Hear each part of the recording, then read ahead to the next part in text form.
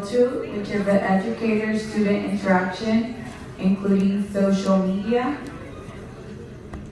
This session will focus on interactions between educators and students, with a special emphasis on the utilization of social electronic media.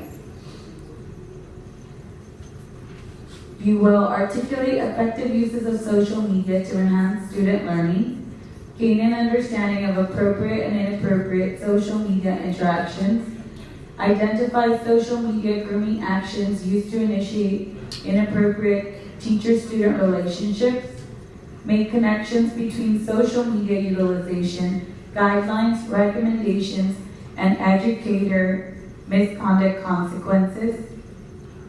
The impact of social media. There's positive impact of social media, which enhances learning outcomes, and negative impact of social media. 15 times every week in the United States, a school employee is accused and or convicted of inappropriate relationships with students. In Texas, social media and text messaging continue to be the driving factor in the number of sexual misconduct cases investigated, which is what we don't want to be a part of. Social media boundary crossings. What begins with an innocent string of social media communications, intentional or not, can soon lead to a strong emotional connection with a student.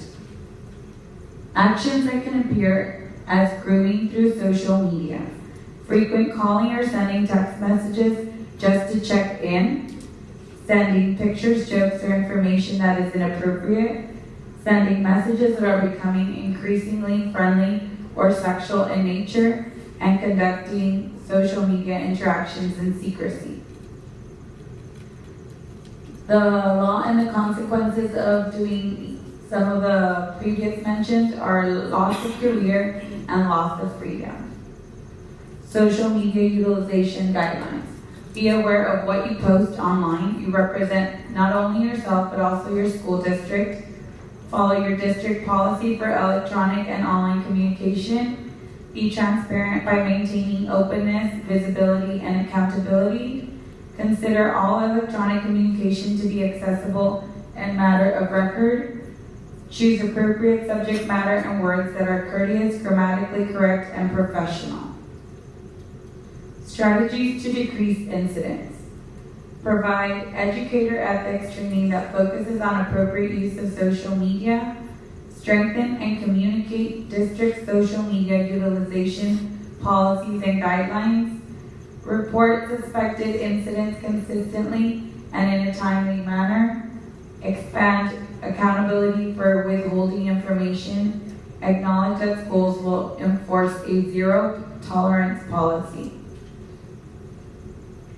Activity 1. How can a teacher balance the use of social media for instruction without crossing personal and inappropriate boundaries with students and parents? Please discuss.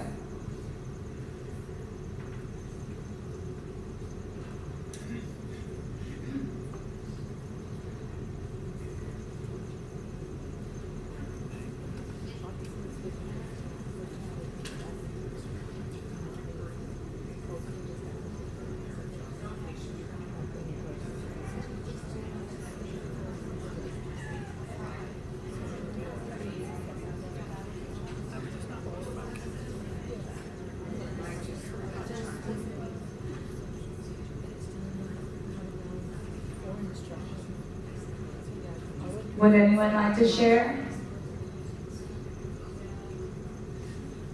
Stick to district educational apps. That could be one. Like Remind 101 that you can always go back and print out conversations. Yes.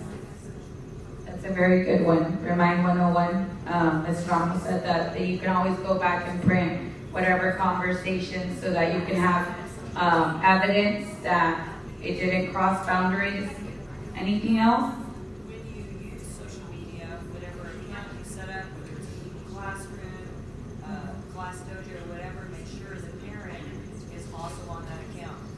So the parents are aware of everything. Yes, I agree. The parents need to have passwords and access to whatever the students are doing. Ms. Wiseman said, like in Google Classroom, or you mentioned something else? Class Dojo. Class Dojo. Very good. Activity 2. Miss Q is a secondary teacher. One night she receives a text message from one of her male students. She is puzzled how the student obtained her phone number. The student asks a few questions about homework and she responds. He then starts sending personal messages and tells Miss Q she is the most beautiful teacher at school. The messages become sexually explicit and he wants a response from Mrs. Q. How should Miss Q handle this situation? What advice and strategy do you recommend? Please share with your groups.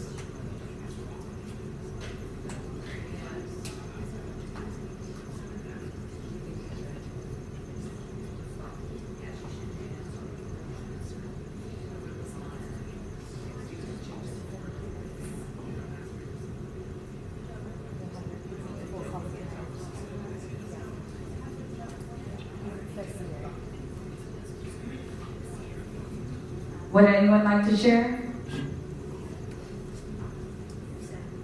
What we were discussing is that, like, you could always screenshot it, send it to your principal, and have the principal call or message or call the parent, or just respond that it's inappropriate and should not be sending messages. I agree. The first thing you should do is always report it, because sometimes because we're afraid that we'll get reprimanded, but it needs to be on record. That way, like, you're transparent and they don't find out later, and you're not hiding it. So always report it. I know it sounds kind of mean, but if they've got your personal phone number, you never respond. Yes, I don't think there should be any response unless it's like an authorized remind, like if they have a question on remind. But that's That's remind, that's yes, not your personal phone not number. your personal phone number. I agree. You can always block them, so you no longer get any information. Contact should always be through professional venues like email, remind, what else do we have? The Class Dojo. Okay, so this is the quiz. True or false? Social communication can lead to strong emotional connections with a student, even if it's not intentional. True or false? True. Question 2. Which of the social media actions can appear as grooming a student? Conducting social media interactions with a student under a cloak of secrecy. B. Sending a student inappropriate jokes or pictures. C. Sending a student frequent text messages to check on him or her just to chat. Or D. All of the above. All the above. All of the above. Very good. If a teacher receives inappropriate messages from a student, he or she should A. Explain to the student that the messages are inappropriate and must stop immediately. B. Notify a school administrator to seek help and support. C. Read self-help books in order to address the situation. Or D. A and B only. D. D. A and B only. Explain to the student that the messages are inappropriate and must stop immediately, and notify a school administrator to seek help and support. True or false? If the relationship is consensual, an improper sexual act between an educator and a student is legal. False? False. Very good. True or false? 2 major consequences an educator could face because of an inappropriate relationship with a student are the loss of his or her career and the loss of his or her freedom due to incarceration.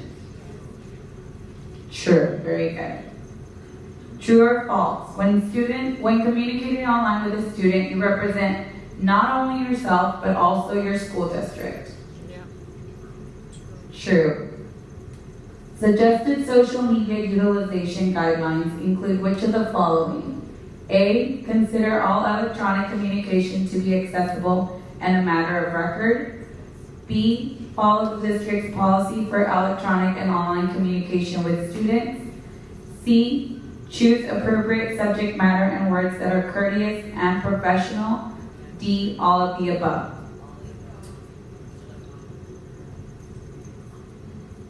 All of the above. List 2 strategies schools can implement to decrease or eliminate educator misconduct cases. If you guys would like to share really quick, 2 strategies that we can implement to decrease educator misconduct cases.